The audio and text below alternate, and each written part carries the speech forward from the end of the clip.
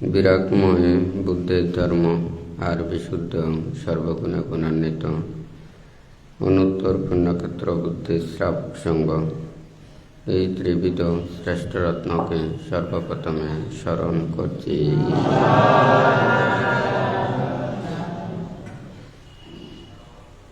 আজকে বুদ্ধ মহাধাতু চিত্তে উপস্থিত অত্র বুদ্ধ মহাধাতু চিত্তে সংশ্লিষ্ট দায়ক দায়িকা উপাসক উপাসিকা তথা চট্টগ্রাম পার্বত্য চট্টগ্রাম ও দেশের বিভিন্ন প্রান্ত হতে আগত সদ্ধর্মের পূজারী উপাসক উপাসিকা বৃন্দা, আপনাদের উদ্দেশ্যে কিছু ধর্মোপদেশ প্রদান করার প্রারম্ভে প্রত্যেকের প্রতি মৈত্রীপূর্ণ আশীর্বাদ জানাচ্ছি।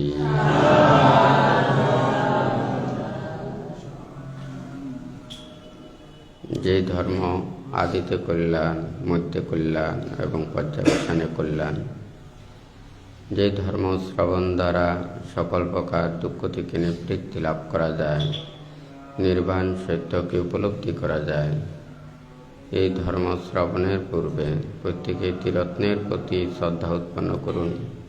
কর্ম ও কর্মফলকে বিশ্বাস রেখে নীরবে ধর্ম শ্রবণ করুন।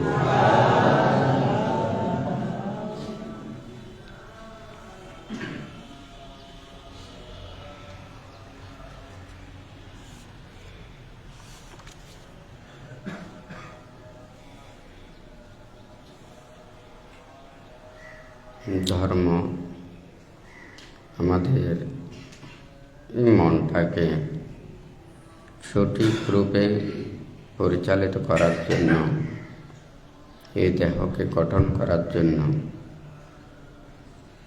এবং ইহকাল অপরকাল সুখের জন্য, মুক্তিলাভের কর্ম সৃষ্টি করার জন্য এই ধর্ম সবার উপকার করে, কল্যাণ করে। আসলে দেখুন, প্রত্যেকে সুখ চায়, কেউ দুঃখ পেতে চায় না। আসলে আমরা প্রত্যেকে কি প্রকৃত সুখ পাচ্ছি কিংবা চাইছি? আসলে নয়।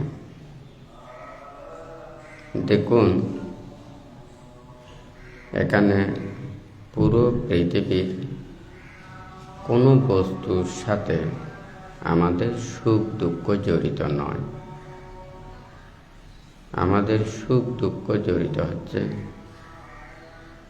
এই দেহ এবং মন।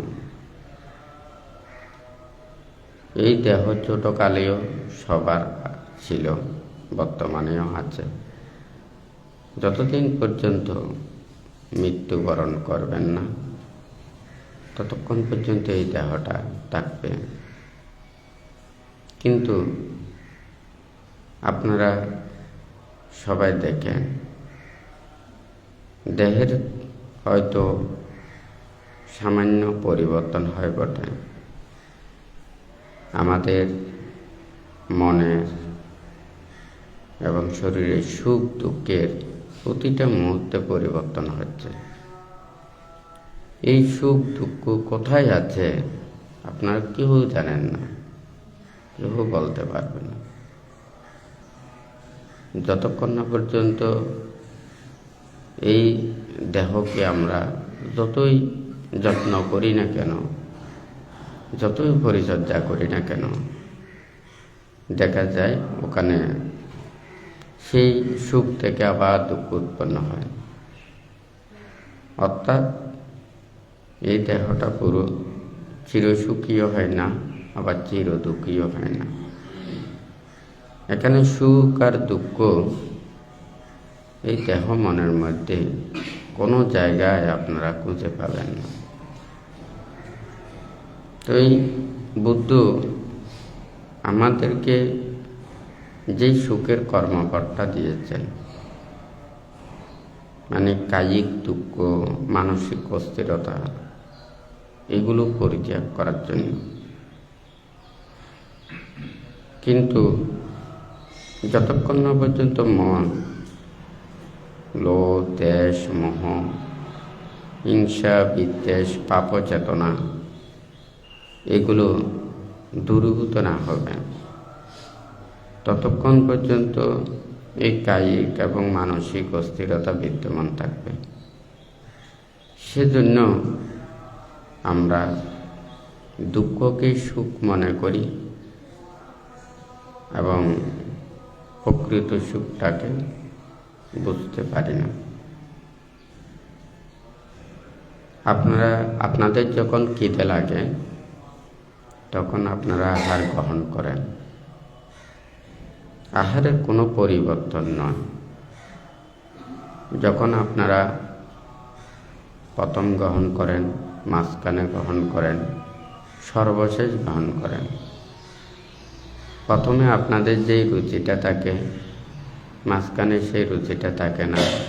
আবার যখন পেট ভরে যায় তখন আর তেমন বেশি রুচি লাগে না।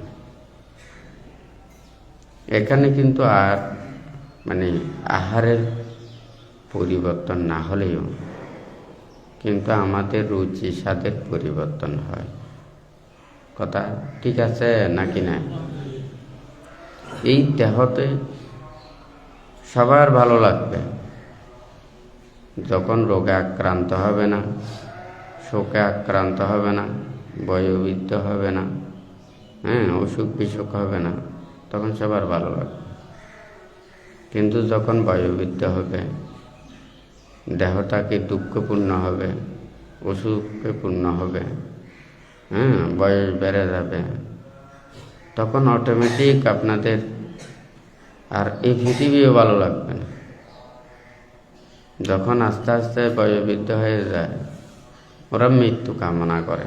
কেন? কিন্তু আগে তো জীবন চেয়েছে, বেঁচে থাকার জন্য আপ্রাণ প্রচেষ্টা চালিয়েছে। সে কেউ মরতে চায় না, সবাই বেঁচে থাকতে চায়। কেউ মরতে চায়? সবাই বেঁচে থাকতে চায় না। কিন্তু যখন বৃদ্ধ হয় ওদের হয়তো জ্ঞান উৎপন্ন হয়, না আমরা তো মরে যাব। মরে যাওয়াটা তো বড় জিনিস নয়। সবচাইতে বড় হচ্ছে যে সে দুঃখ পাচ্ছে, কষ্ট পাচ্ছে। এই দেহটার এই দুঃখটা আগে অনুভব করতে পারে না। যখন রোগে আক্রান্ত হচ্ছে, শোকে আক্রান্ত হচ্ছে, নানান প্রকারের এই ব্যাধিতে আক্রান্ত হচ্ছে, দেহ এতই দুঃখ ভারাক্রান্ত হয়ে যায়, কায়িক দুঃখ, মানসিক অশান্তি, টেনশন হয় নাকি না, তখন তাহাদের আর এই পৃথিবীতে ভালো লাগে না। তখন তাহারা মৃত্যু কামনা না করলেও তাহাদের মৃত্যু চিন্তাটা তার প্রান্তে এসে যায়। কিন্তু যারা মরণাস্মৃতি ভাবনা করেন, মুক্তির জন্য চিন্তা করেন, নির্বাণের জন্য চিন্তা করেন, ওনাদের এই দুঃখটা উৎপন্ন হয় না, দুঃখ চিন্তাটা আসে না। ওনারা তো দুঃখ সত্যকে উপলব্ধি করার জন্যই এত ত্যাগ, এত সংযমতা, এত কিছু। ওনারা যখন দুঃখটাকে দেখেন তখন তাহাদের এটা আনন্দিত হয়। দুঃখ সত্য দেখতে না পারলে দুঃখের কারণ, দুঃখের নিরোধ, দুঃখ নিরোধের উপায় এটার কথা চিন্তা করবে না। অর্থাৎ দুঃখ সত্য উপলব্ধি করার জন্য আমাদেরকে নানান প্রকারের উপদেশগুলো দিয়েছেন। বুদ্ধের সময় দেখা যায় হাজার হাজার লক্ষ লক্ষ কোটি কোটি ভিক্ষু ব্রাহ্মণ ওনারা বনে জঙ্গলে একাহারী অষ্ট পরিষ্কার এগুলো নিয়ে বনে জঙ্গলে বিচরণ করেছেন। কথা ঠিক আছে নাকি নেই? এগুলো ত্রিপিটকের বইয়ের পাতায় পাতায় এগুলো আছে না? আছে নাকি নাই? ওনারা কে কোথায় পরিনির্বাপিত হচ্ছে, কে কোথায় আছে, কে কিভাবে আছে, এগুলো তো আমরা কিছু কিছু ঘটনা, কিছু কিছু জীবনী আমরা ত্রিপিটকের মধ্যে পাই, হয় নাকি না? তাহলে বনে জঙ্গলে ওখানে ওনারা একাহারে গ্রহণ করে নির্জন অরণ্যে দিন রাত ওনারা ধ্যানে থাকে, কোনো কিছুর প্রতি আসক্তি পরায়ণ হয়ে থাকেন না, অনাসক্তভাবে বিহার করেন। এখানে হয়তো দেখলে এটা খুবই কষ্টপূর্ণ, দুঃখপূর্ণ মনে হবে, কিন্তু তাই নয়। দেহটাকে স্থির করতে পারলে, মনটাকে স্থির করতে পারলে, সুন্দরভাবে গঠন করতে পারলে ওটাই একমাত্র মুক্তির কর্মপথ। যদি এই মুক্তির কর্মপথটা না হতো তাহলে ওখানে সংসারের মধ্যে আবদ্ধ হয়ে যেত, জঞ্জালের মধ্যে আবদ্ধ হয়ে যেত। আজকাল কজনেই এই বুদ্ধির পারমার্থিক এগুলোর কথা চিন্তা করেন? সবাই লৌকিক চিন্তাতে ব্যস্ত, পারমার্থিক চিন্তা করে না, লৌকিক চিন্তাতে ব্যস্ত। সেজন্য বান্তা একটু করে লিখেছে, সবাইকে আসলে সুখ চায়? এটা বলবে সবাই সুখ চায়, কিন্তু সুখ পাওয়ার কাজ আসলে কেউ করে না, দুঃখ পাওয়ার কাজটাই বেছে নিতে চায়। বুদ্ধ বলেন যে এই কর্ম করলেই এটা বেশি সুখ, নির্বাণের দিকে যাবে। কিন্তু লৌকিক মানুষ বলে যে এটা বুদ্ধের যে পারমার্থিক চিন্তা, চেতনা, এগুলো আমাদের সব মানুষের জ্ঞানের মধ্যে উৎপন্ন হয় না। সেজন্য এই বুদ্ধের এই পারমার্থিক চিন্তাগুলো সাধারণ মানুষের মনের মধ্যে উৎপন্ন হয় না। তবে একটা বিষয়, নির্বাণ এবং মুক্তির প্রতি সাধারণ মানুষ, জনগণ বা রাষ্ট্র, সমাজ এগুলো কতটুকু বিশ্বাস করে, এগুলোর প্রতি কতটুকু আন্তরিক, কতটুকু শ্রদ্ধা সম্পন্ন, কতটুকু মানুষ মূল্যায়ন করে, এটাও একটা কারণ হতে পারে। কারণ যতই ভালো জিনিস থাকুক না কেন, এটার ব্যবহার, এটার মূল্যায়ন, এটার উপযোগিতা, এগুলো যদি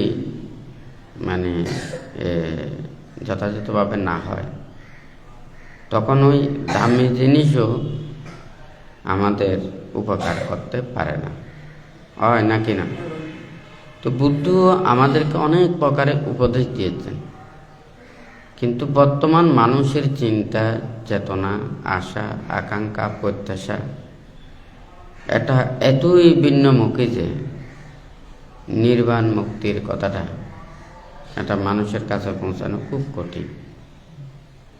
যেখানে বুদ্ধ বলেছেন প্রতিরূপ দেশে অবস্থান করা, বাস করাও মঙ্গল। অর্থাৎ যেখানে ধর্মচর্চা করতে সহজ, মানুষেরা ধর্মকথা মেনে নেয়, ধর্মের প্রতি শ্রদ্ধাশীল, ধর্মকে ধারণ করে, ওই জায়গায় যদি অবস্থান করে সেখানেও মঙ্গল হয়। কারণ ওখানে নিজে ধর্ম না করলেও অন্তত পারস্পরিক এগুলো দেখতে দেখতেও নিজের মনের মধ্যে ধর্ম চেতনা উৎপন্ন হতে পারে। সেই জন্য ওখানে প্রতিরূপ স্থানে অবস্থান করলেও, বাস করলেও এটা বুদ্ধ মঙ্গলের কথাটা বলেছেন। আজকে বিষয়টা শুধু, বেশি কিছু বলবো না, এই যে সুখ দুঃখ, মানুষেরা সবাই সুখ চায়। আসলে আমরা সুখকে খুঁজতে খুঁজতে সারা জীবন চলে যায়, কিন্তু এই সুখ খুঁজতে খুঁজতে সুখও পায় না, সারা জীবন কষ্টের মধ্যে থাকে। মৃত্যুর পূর্বে নির্বাণও নিতে পারে না, পরমাত্মিকও নিতে পারে না, শিল সমাধি প্রজ্ঞার এগুলোও নিতে পারে না, যেগুলোর জন্য সারা জীবন এত কষ্ট, এত পরিশ্রম, এত কিছু যুদ্ধ সব ফেলে চলে যেতে হয়। ঠিক আছে, মানে প্রবল বন্যায় এসে যেমন গ্রাম ঘর বাড়ি গাছপালা এগুলো ভাসিয়ে নিয়ে যায়, মৃত্যু যখন আসে তখন এই পৃথিবীর যাহা কিছু আছে সব কিছু তাকে ভাসিয়ে নিয়ে যায়। তো আপনারা যতদিন পর্যন্ত বেঁচে থাকেন, কিসের জন্য বেঁচে থাকেন? এই টেনশনের জন্য, দুঃখের জন্য, কষ্টের জন্য, বেদনার জন্য, হতাশার জন্য, এগুলোর জন্য কি বেঁচে থাকেন? হ্যাঁ, তাহলে মানুষের বাঁচাটাই কি এই দুঃখ? এগুলো মাথা থেকে সম্পূর্ণ ফেলে দিতে হবে। হ্যাঁ, এগুলো মানে মাথা থেকে ফেলতে না পারলে মুক্তির পথে আসতে পারবেন। বানতে কয়েকদিন আগেও বলেছেন, আমাদের মনে করেন শীতকাল আসলে কাঁথা কম্বল লাগে, হয় নাকি না? এখন মনে করেন বাইরে থাকলেও যে কাঁথা কম্বল লাগে, বেড়ার ঘর করলেও কাঁথা কম্বল লাগে। হ্যাঁ, সিমি ফাঁকা করলেও বেড়ার মানে এই কাঁথা কম্বল লাগে, হয়নি? তারপরে যদি ওটা যদি বিল্ডিংও করে যে সমান সমান হয় নাকি না? যেই শীত নিবারণের জন্য আমরা ঘর বাড়ি বানাই বা ওখানে থাকি, এগুলোর জন্য সারা জীবন দৌড়তে দৌড়তে জীবনটা শেষ। অথচ দেখা যায় বুদ্ধ আমাদেরকে বলেছেন, গায়ে যে ত্রিশিবর আছে, এই ত্রিশিবর পর্যন্তই তোমার মানে কুটির বিহার এতটুকুতেই সীমাবদ্ধ। যেখানে যাবে সেখানে, যেখানে রাত সেখানে কাটাতে হবে, অথবা ধ্যান করতে হবে, থাকতে হবে। তাহলে এই ঘরটা নিয়ে যেখানে সেখানে দেওয়া যায়, কিন্তু মানুষ যেটা গাড়ে, হ্যাঁ, এটাকে নিয়ে যেখানে সেখানে যেতে পারে না।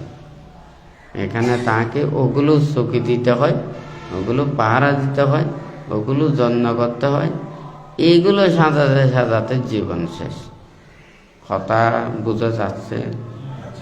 হ্যাঁ, তো বুদ্ধ সেই জন্য বলেছে যে এগুলো যদি করতে করতে যদি সারা জীবন চলে যায়, সে মুক্তির কাজ কি করবে? হ্যাঁ, কখন করবে? বুদ্ধ বলেছে যে তুমি আমার কাছে এসেছো কিসের জন্য? নির্বাণের জন্য, মুক্তির জন্য। তোমার আহার পিণ্ড চরণে যাহা পাবে এটাই তোমার সন্তুষ্ট থাকতে হবে। হ্যাঁ, তোমার গাছতলে বাসতলে খোলা আকাশতলে অরণ্যে থাকবে, এটাই তোমাকে সন্তুষ্ট থাকতে হবে। হ্যাঁ, ঠিক আছে। তো এটা বলার অর্থটা কি? স্বাধীন। হ্যাঁ, যেখানে সেখানে শীল সমাধি প্রজ্ঞা নিজের মনটাকে স্থির করা যায়। বুদ্ধ কত বনে জঙ্গলে গুহায় পাহাড়ে পর্বতে বুদ্ধ ছিলেন, হয় নাকি না? এক এক সময় এক এক জায়গায় অবস্থান করতেন। কিন্তু আমাদের মানুষেরা তো ওইভাবে পারে না। ত্যাগ থাকলে ওনারা পারেন, ত্যাগ না থাকলে পারেন না। তো বুদ্ধ এই ত্যাগের কর্মপথে আসার জন্য আমাদেরকে নানান প্রকারে উপদেশ দিয়েছেন, শিক্ষা দিয়েছেন। কিন্তু এটা যতক্ষণ না পর্যন্ত ধর্মের প্রতি একটা শ্রদ্ধা, ভক্তি, বিশ্বাস এটা না থাকলে এতগুলো উপদেশ তখন ভালো লাগবে না। আজকে যদি সবাই বুঝতে পারত সংসার দুঃখ, জন্ম দুঃখ, এখান থেকে পরিত্রাণ পাবার জন্য ব্রহ্মচর্য জীবনই একমাত্র মুক্তির কর্মপথের সহজ পন্থা। হ্যাঁ, তাহলে সবাই এই সংসার জঞ্জাল এগুলো পরিত্যাগ করে ব্রহ্মচর্য জীবনে চলে আসত।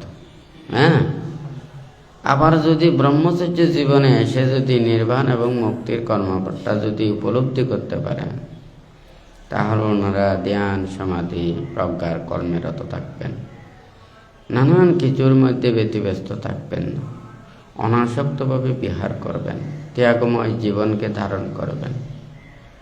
কথাটা সত্য না মিথ্যা? আবার এটা মনে করবেন না নির্বাণ খুব সহজ। হ্যাঁ, নির্বাণ খুবই কঠিন।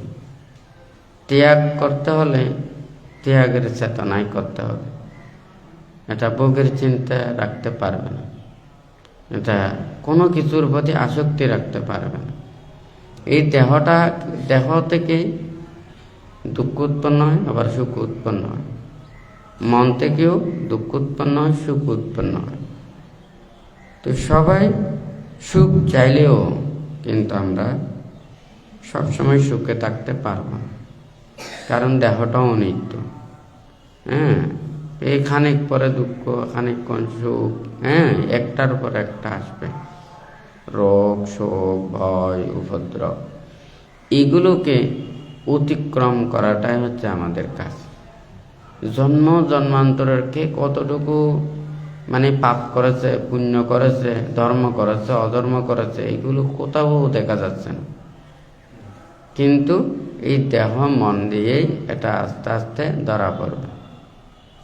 হ্যাঁ, কার ব্লাডে কোন গ্রুপ আছে, কোন জীবাণু আছে, কোন ভাইরাস আছে, এমনি রক্ত দেখলে কি দেখা যাবে? ওই ব্লাড টেস্ট করলে ওখান থেকে দেখা যায়, হয় নাকি না? ঠিক তদ্রূপ এই জন্ম জন্মান্তরের কার কি এই সংস্কারগুলো আছে, এগুলো এই দেহ আর মনটাকে দিয়ে ধরা পড়ে। মন অস্থির, চঞ্চল, বিক্ষিপ্ত, একটার পর একটা জন্ম জন্মান্তরের সংস্কার রাশি উৎপন্ন হয়। আর এই দেহটা এই কর্ম দিয়ে ওখানে গঠিত হয়। তো ভান্তে সেজন্য বলেছে, আপনারা সবাই জানেন স্বর্গে গেলে ওখানে নাকি শুধু সুখ আর সুখ। সবাই বিশ্বাস করেন না? হ্যাঁ, স্বর্গে যাওয়ার জন্য চাই না?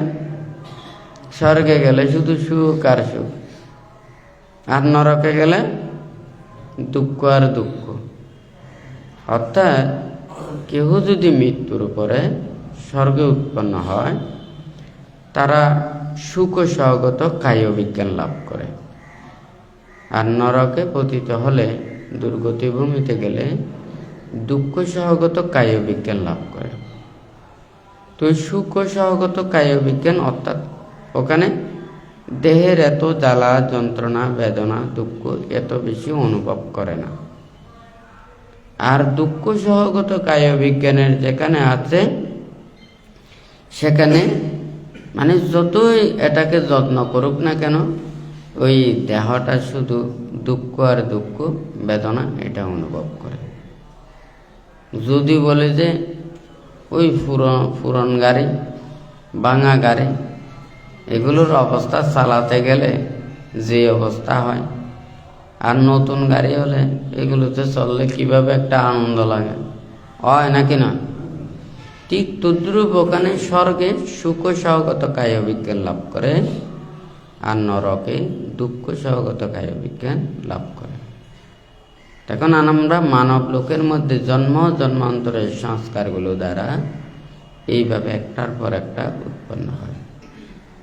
তা আমাদের মানুষের মধ্যে মানুষের সুখের জন্য, রোগ থেকে নিরাময়ের জন্য, মানুষেরা আরামে আয়েসে থাকার জন্য, সুখে রাখার জন্য নানান প্রকারের ব্যবস্থাপনা করতেছে, সৃষ্টি করতেছে, আবিষ্কার করতেছে।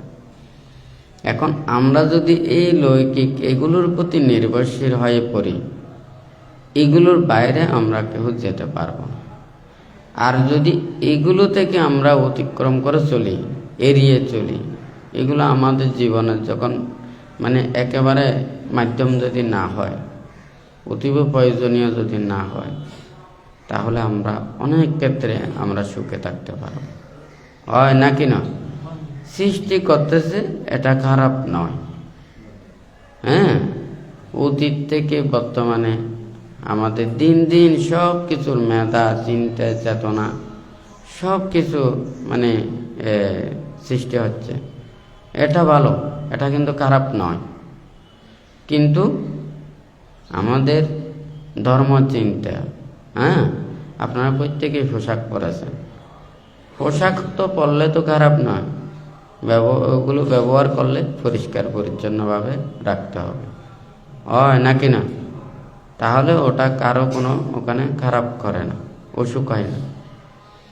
ঠিক তদ্রূপ আমরা আমাদের প্রয়োজন অনুযায়ী, বুদ্ধির সময়ও তো জীবক চিকিৎসক ছিল, হ্যাঁ, তাহলে বুদ্ধ প্রমুখ ভিক্ষু সংঘদেরকে সেবা যত্ন করেছে।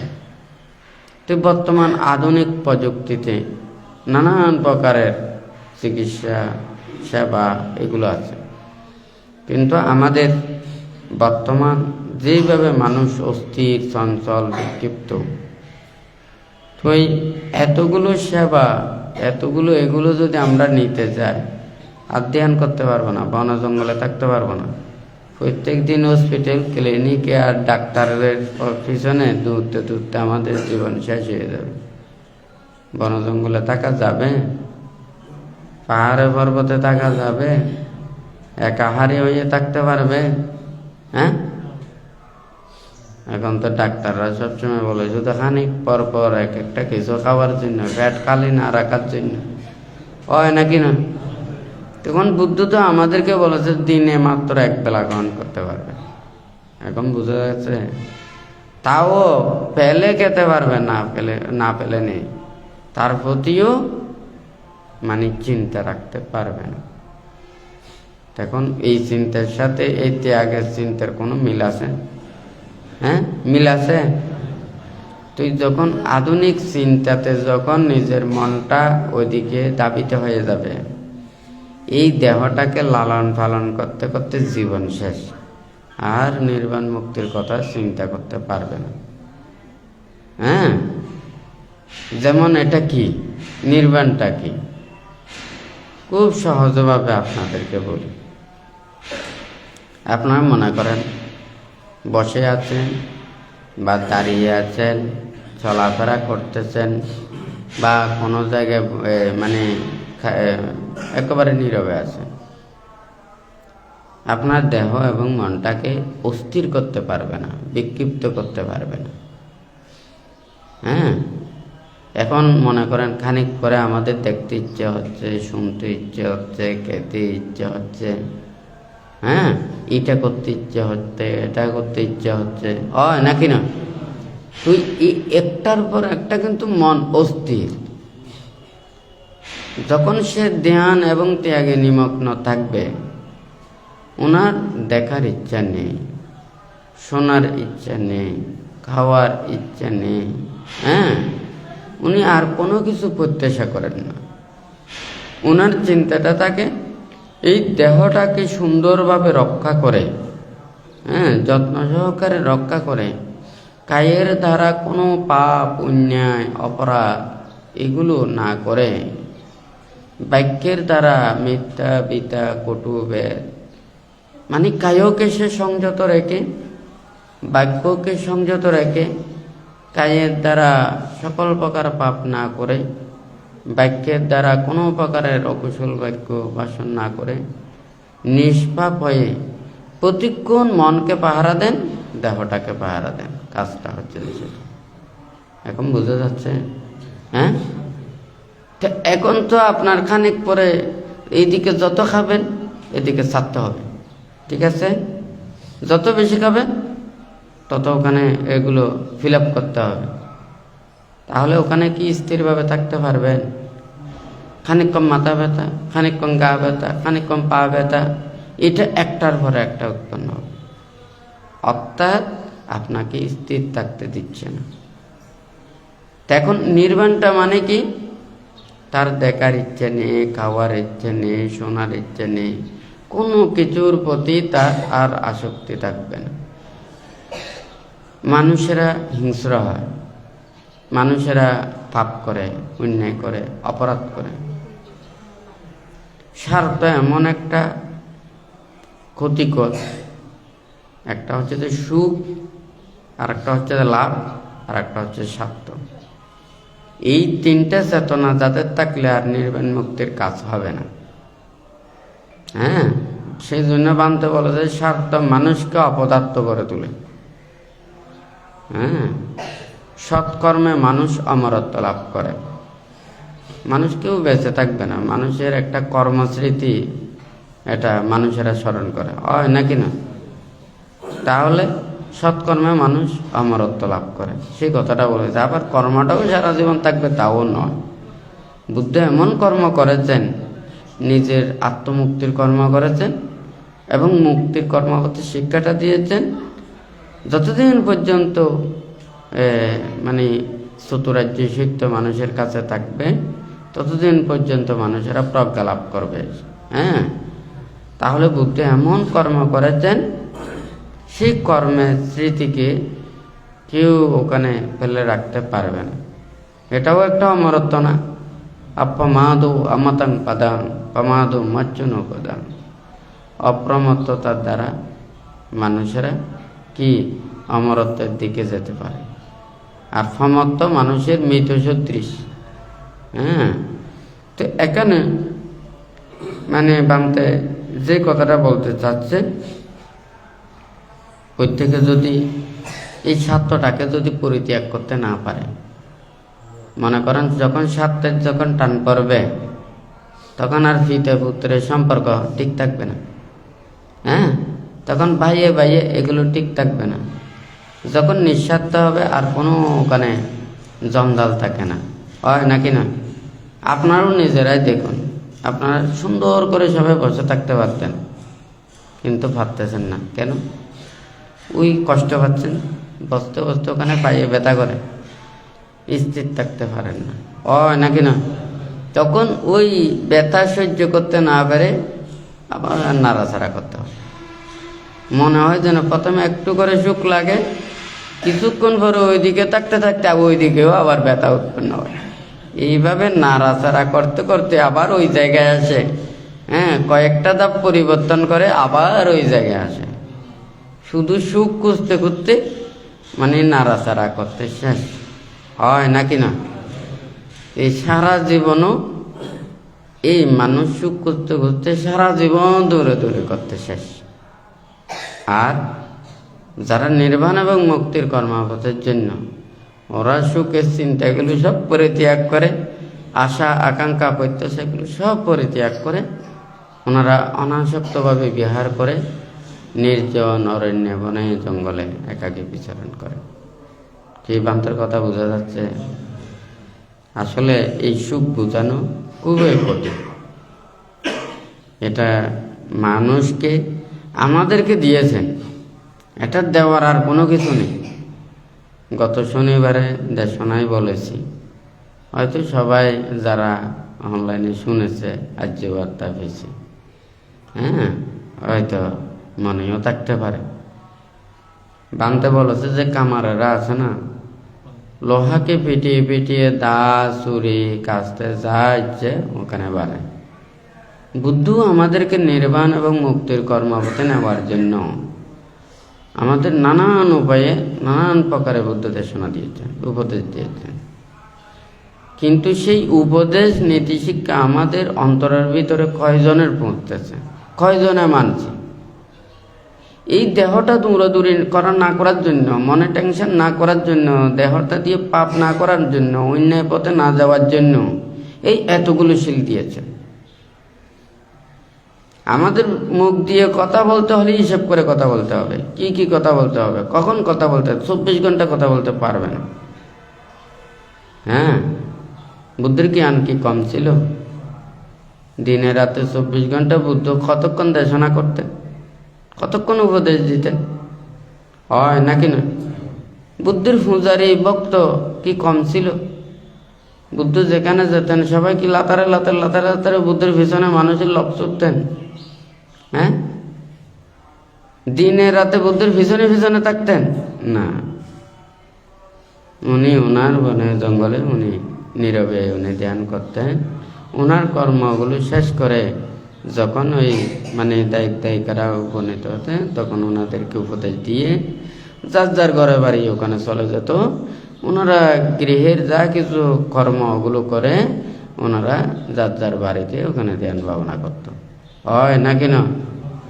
এখন মনে হয় বুদ্ধের কাছে যদি ধ্যান করতে পারে বেশি মনে হয় পুণ্য বেশি হবে। হ্যাঁ, যত বুদ্ধের কাছে যেতে পারবে তত বেশি মনে হয় পুণ্য বেশি হবে, এটা মনে করে। বুদ্ধের সময় কি ওনারা শ্রদ্ধাবান ছিল না? ওনারা কি ধর্ম আচরণ করতেন না? করতেন নাকি করতেন না? তখন কি এই বুদ্ধ এই নির্দেশগুলো দিয়েছেন?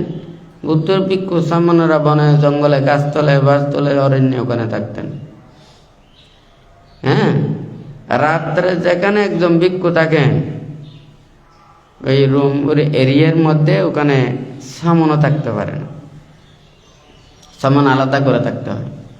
হ্যাঁ, দায়িকা তো দূরের কথা, অনেক দূরে থাকতে হবে।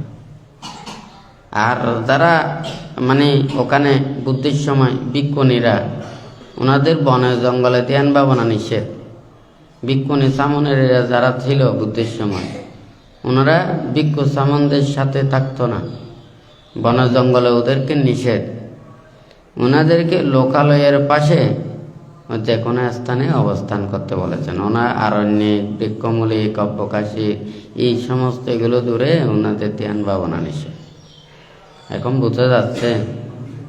কিন্তু আমাদের মানুষেরা তো ওই বুদ্ধির সময়ের এই যে ত্যাগের কথা, বিরাগের কথা, জীবনযাত্রার কথা এগুলো আমরা বলতে চাই না।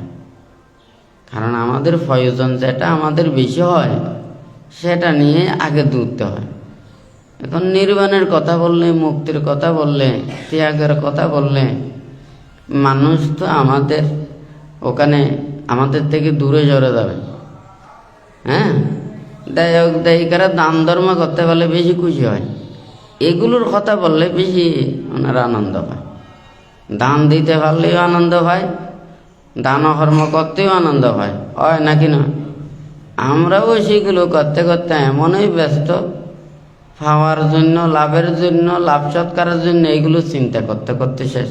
আপনারা আছেন এক দুঃখে, আর এক দুঃখের হোজা তাদেরকে দিয়ে আর নির্বাণ মুক্তির কর্মভাগ না করিয়ে তাদেরকেও আপনাদের মতো দৌড়াতে দিচ্ছেন। কথা ঠিক নাকি বেটি? হ্যাঁ, এই যে খামারেরা যেমন লোহাকে ফিটিয়ে ফিটিয়ে দা ছুরি কাস্তে বানায়, বুদ্ধ আমাদেরকে এই নীতি শিক্ষাগুলো দিয়েছে। হ্যাঁ, কিন্তু ঠিক মতো ওখানে গরম করতেছে না, খামারের বাড়ি করতেছে না। সেই জন্য যে লোহা সেই লোহাতে রয়ে যায়, ওখানে দা ছুরি কাস্তে হয় না, হয় নাকি না? তো এইগুলো করার জন্য তো সবাইকে এইভাবে এই কর্মপথে আসতে হবে। একটা দেশীয় একটা দেশ, সমাজ, রাষ্ট্রেরও আইন প্রয়োজন। বুদ্ধের সময় রাজা রাজ্য শাসন করত। বুদ্ধ প্রমুখ ভিক্ষু সংঘদেরকে পরিচালনা করতেন এবং পূজারী যারা উপাসক উপাসিকাদেরকে ত্যাগের উপদেশ দিতেন, পঞ্চশীল দিতেন, অষ্টশীল দিতেন। হ্যাঁ, ধর্মের বাণী শিক্ষা দিয়ে পাপ না করার জন্য বুদ্ধ উপদেশগুলো দিতেন, আর বাদ বাকি অন্য কোনো কিছু না। বুদ্ধের নিয়মে এমন কোনো নেই যে আপনি রাষ্ট্রের এগুলো অমান্য করবেন, নিয়ম নীতি অমান্য করবেন, রাজার কথা অবাধ্য করবেন, হ্যাঁ, রাজার সাথে যুদ্ধ করবেন, রাজার সাথে ওখানে প্রতিযোগিতা করবেন, রাজার অন্যায়ের বিরুদ্ধে দাঁড়াবেন। হ্যাঁ, এগুলো বুদ্ধের সময় আপনারা কোনো ত্রিপিটকের ভাতায় পেয়েছেন? এমন কোনো আছে? বুদ্ধ এবং বুদ্ধপ্রমুখ ভিক্ষু সংঘরা ওনারা কোনো ধরনের ওইভাবে প্রতিবাদ দেখেছেন? বুদ্ধ এবং বুদ্ধপ্রমুখ ভিক্ষু সংঘরা সাধারণ একটা নিরীহ প্রাণীর মতো হয়ে গেছে। রাজারা জানেন যে ওনারা মুক্তির কর্মপথে ওনারা চলেন, সাধু সৎপুরুষ, ওনারা পাপ করেন না, অন্যায় করেন না, অপরাধ করেন না, শুদ্ধ পথে চলেন, ওনারা কোনো রাজার মধ্যে বিভেদ সৃষ্টি করেন না, আরেকজনকে মানে কুপরামর্শ দেন না, কারো ক্ষতি করেন না, হয় নাকি না? কথা ঠিক আছে নাকি নয়? কেউ যদি অন্যায় কিংবা অপরাধ করেন, বুদ্ধকে বলতেন, হ্যাঁ আপনার শিষ্য এটা করতেছে, আপনি এমন নির্দেশনা দেবেন ওনারা যাতে এই ধরনের পাপ বা অন্যায় কাজ না করে। ঠিক আছে? আর এই যারা দায়িক উপাসক উপাসিকাদেরকে বুদ্ধ যেটা বলছেন, মানে চুরি না করা, ব্যভিচার না করা, মিথ্যা কথা না বলা, মদ এগুলো না খাওয়া, হয় নাকি না? প্রাণী হত্যা না করা, আরও ত্যাগ করতে পারলে ধ্যান করবে, সে ত্যাগের কথা ভাববে, অষ্টশীল প্রতিপালন করবে, ওনারা তো আরও সংযত হয়ে যাবে, আরও ভদ্র হয়ে যাবে, আরও ক্ষমাশীল হবে, ত্যাগশীল হবে, হয় নাকি না? যারা নির্বাণ এবং মুক্তির কর্মপথের দিকে যারা যত ওখানে যাবে, শান্ত, দান্ত, সমাহিত, ভদ্র, নম্র, হ্যাঁ সদাচার সম্পন্ন, এগুলো হয়ে যাবে। তো এখন যেই লোহা সেই লোহা তাকে কেন, হ্যাঁ এটা দাওয়া হয় না, চুরিও হয় না, হাঁচিও হয় না, কারণ ওখানে ঠিক মতো বাড়ি পড়তেছে। তা আপনাদেরকে এই বুদ্ধের কথাগুলো ভাবতে হবে না, হয় নাকি না?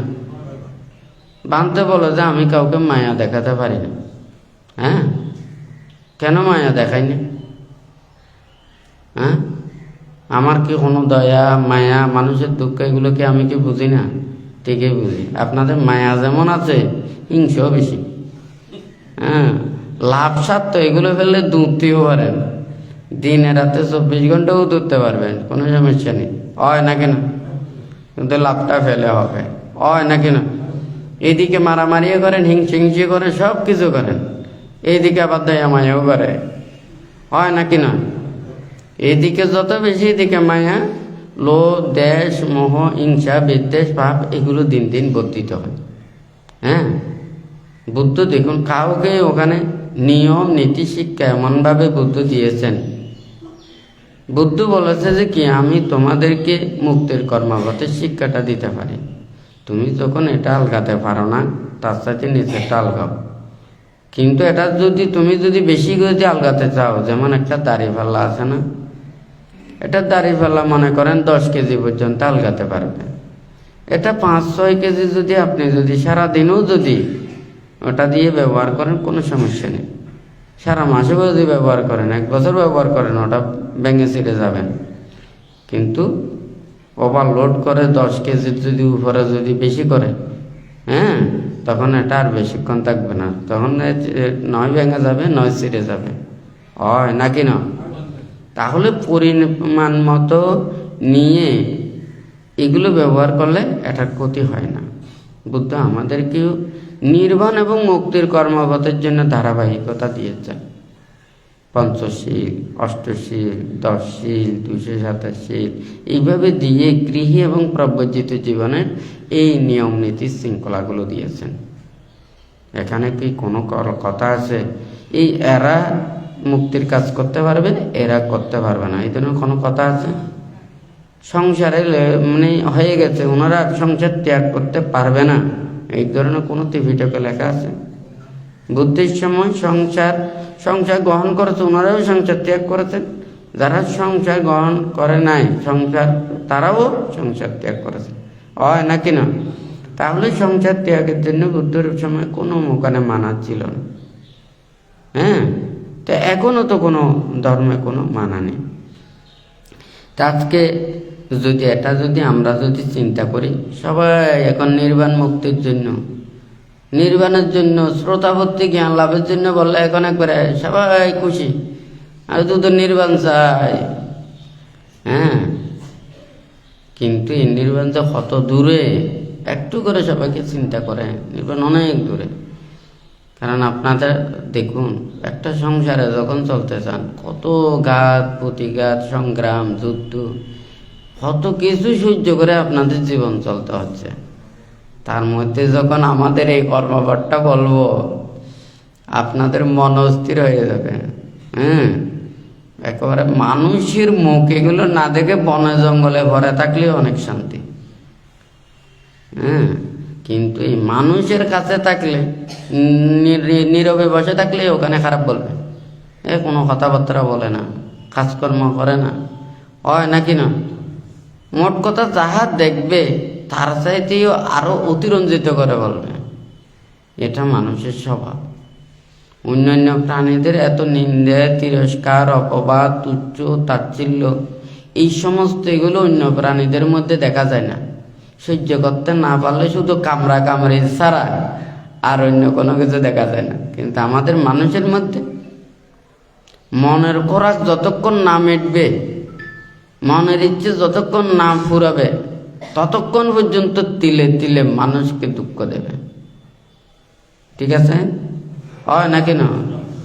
অন্যান্য প্রাণীরা সহ্য করতে না পারলে শুধু কামড়া কামড়ে, আর মানুষ আশা, আকাঙ্ক্ষা, প্রত্যাশা, কত প্রকারের, এগুলোতে প্রতিটা মুহূর্তে মানুষের মধ্যে এত দ্বন্দ্ব, এত যুদ্ধ, এত বেদনা, এত দুঃখ, এগুলো দিন দিন এগুলো বর্ধিত হচ্ছে। হয় নাকি না? তুই যাই হোক, এখানে সুখের কথা বললেও সারা জীবন শেষ হবে না, দুঃখের কথা বললেও এগুলো শেষ হবে না। সবাইকে স্বর্গে নিলেও স্বর্গে ভালো লাগবে না। হ্যাঁ, স্বর্গে কার ভালো লাগবে? যার পুণ্য প্রভাব আছে, তার সেই পুণ্য প্রভাবে যদি স্বর্গে যায় তখন কিন্তু স্বর্গ ভালো লাগবে। আর যদি পুণ্য প্রভাব যদি না থাকে তখন কিন্তু ওই স্বর্গে নিয়ে গেলেই বলবেন যে এখানে তো কোনো কিছু নেই। এখন তো স্বর্গে যাহা আছে নিজের পুণ্য প্রভাবেই নিজের কাছে সৃষ্টি করে আসতে হয়। এটা তো অন্য কারো দ্বারা সৃষ্টি দিয়ে স্বর্গ ওখানে যেতে পারে। নিজের স্বর্গ নিজেকে সৃষ্টি করতে হয়। হ্যাঁ, নিজেকে নিজে গঠন করতে হয়। মন যখন মনের মধ্যে কোনো ভাব থাকে না, অন্যায় থাকে না, অপরাধ থাকে না, কারো প্রতি হিংসা থাকে না, বিদ্বেষ থাকে না, মনের মধ্যে অটোমেটিক একটা শান্তি, সুখ লাভ করে, তখনই সে এই স্বর্গীয় সুখ অনুভব করে। হয় নাকি না? তো যাই হোক, এখানে বুদ্ধির মূল কথাটা হচ্ছে এই দেহটাকে সুন্দরভাবে গঠন করা, মনের দ্বারা সবসময় চিন্তা করা, যতক্ষণ না পর্যন্ত নির্বাণ সাক্ষাৎ করতে না পারে ততক্ষণ পর্যন্ত যাতে এই সৎ মাতা পিতা যাতে লাভ করে, কল্যাণ মিত্রদের যাহাতে সান্নিধ্য থাকে, এবং যাহাতে এই ব্রহ্মচর্য জীবনে উপনীত হওয়ার জন্য মনের মধ্যে কামনা, বাসনা, প্রার্থনা থাকে। কারণ সংসারের মধ্যে থাকতে হলে যতই ওখানে চেষ্টা করুক না কেন, এগুলো থেকে নিবৃত্তি পাওয়া খুবই কঠিন। হ্যাঁ, আপনি নিজে না চাইলেও কিন্তু মা, বাবা, স্ত্রী, পুত্র, কন্যা, এগুলোর মনের ইচ্ছে পূরণ করতে গিয়ে নিজেকে কি আর ভালো থাকতে পারে? হ্যাঁ, নীতির পথে থাকতে পারে, সৎ পথে থাকতে পারে? তখন আর পারে না। তাদের মনের ইচ্ছে পূরণ করতে গিয়ে নিজেকে আবার ওখানে পাপ করতে হচ্ছে, শীল লঙ্ঘন করতে হচ্ছে, অন্যায় করতে হচ্ছে। হয় নাকি না? তো যাই হোক, এখানে আপনারা প্রত্যেকে এটা চিন্তা করবেন, ভাববেন, বুদ্ধের জীবন আদর্শের কথাগুলো ভাববেন। আমাদের শীল, বিনয়, নিয়ম, নীতি, শিক্ষা আপনাদের প্রতিটা ঘরে ঘরে পৌঁছানোর জন্য বানতে এই যে পাতিমোক্ষ বইয়ের কথাটা বলেছেন, এই গুরুত্বটা হচ্ছে কি, বিনয় নাম বুদ্ধ শাসনস্যায়। বিনয় যতদিন থাকবে বুদ্ধের শাসন থাকবে।